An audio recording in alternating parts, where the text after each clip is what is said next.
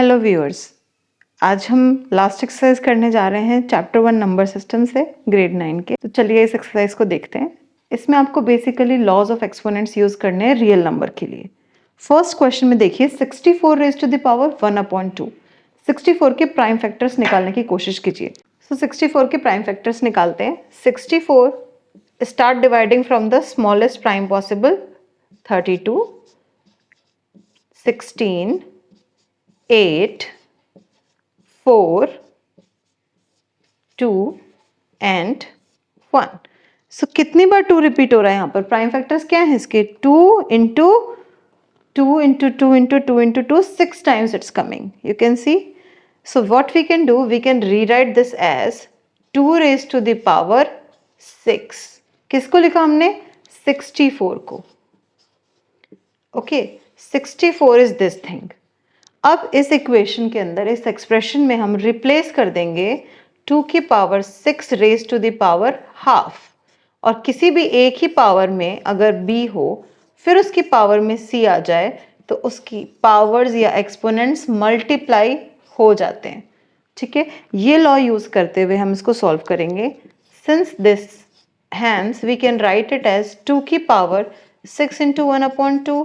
जब सॉल्व किया तो आया 2 की पावर 3, और we can say the answer is 8. I hope first question is clear. ठीक है, अब हम सेकेंड पार्ट देखते हैं। 32 की पावर 1/5। सो 32 के भी फैक्टर्स देखिए, प्राइम फैक्टर्स हैं 2, 5 टाइम्स 2 इज कमिंग, सो 2 की power 5। We can replace 32 by 2 की power 5 and now it is again raised to the power 1/5. Same process we will use. If any exponent is powered and that again उसकी power होती है तो powered product में आ जाती हैं। 1/5, 5 से 5 cancel, आपको मिला 2 की पावर 1 और सिंपल आंसर आ गया 2। तो ये था आपका क्वेश्चन 2। थर्ड देखिए इसका 125। 125 होता है 5 इंटू 5 इंटू 5, सो 5 की पावर 3।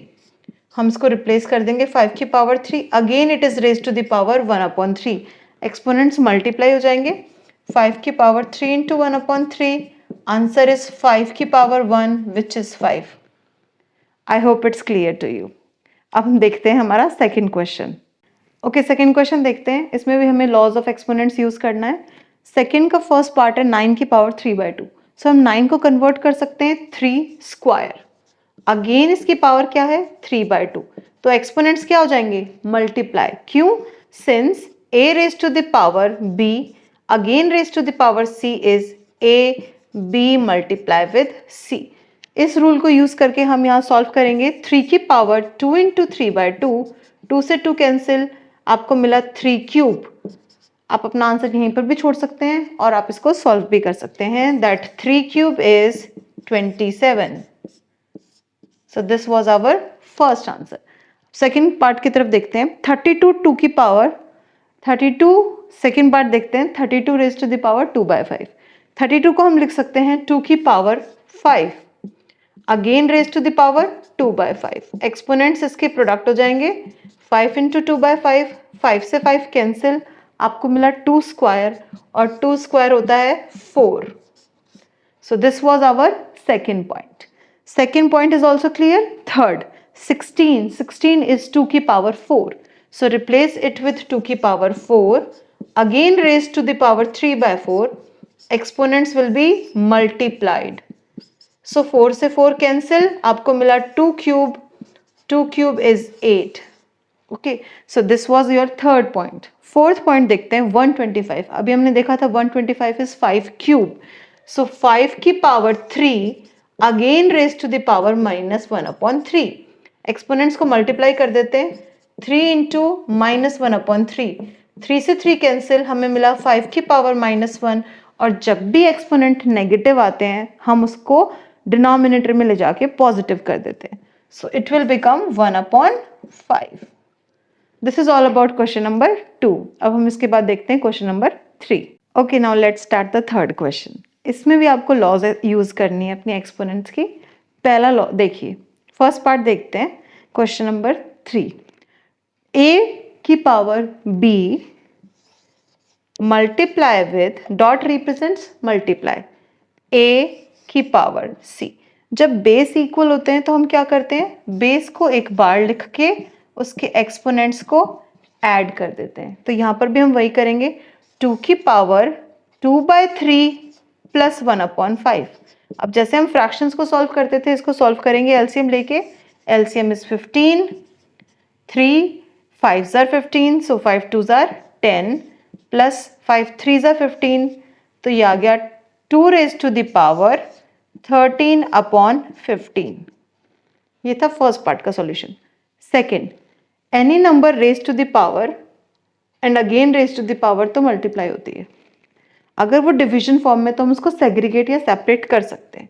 1 की पावर 7 एंड 3 की पावर 3 इंटू 7, 1 की पावर 7 1 ही रह जाएगा और 3 की पावर 3 इंटू 7 हो गया 21। आप इसे ऐसे भी छोड़ सकते हैं या फिर इसका नेगेटिव एक्सपोनेंट्स में लिख के इसको 3 की पावर -21 भी कर सकते हैं। ओके। थर्ड देखिए, जब सेम बेस हो a की पावर m बाय a की power n but exponents different हो और वो डिनोमिनेटर में और न्यूमरेटर में हो, फ्रैक्शन फॉर्म में हो, तो हम एक बार बेस लिख के एक्सपोनेंट्स को सब्ट्रैक्ट कर सकते हैं। हम इस रूल को यूज़ करेंगे इस क्वेश्चन को सॉल्व करने के लिए। हम इस रूल को यूज़ करेंगे। 11 कॉमन लिया हमने, 1/2 माइनस 1/4। अब इस वाले पोर्शन को जैसे फ्रैक्शंस को सॉल्व करते हैं एलसीएम लेके, it would be 11 raised to the power, LCM of 2 and 4 is 4. Now 2 2s are 4, तो 2 minus 1, 11 की पावर 1/4 is your answer।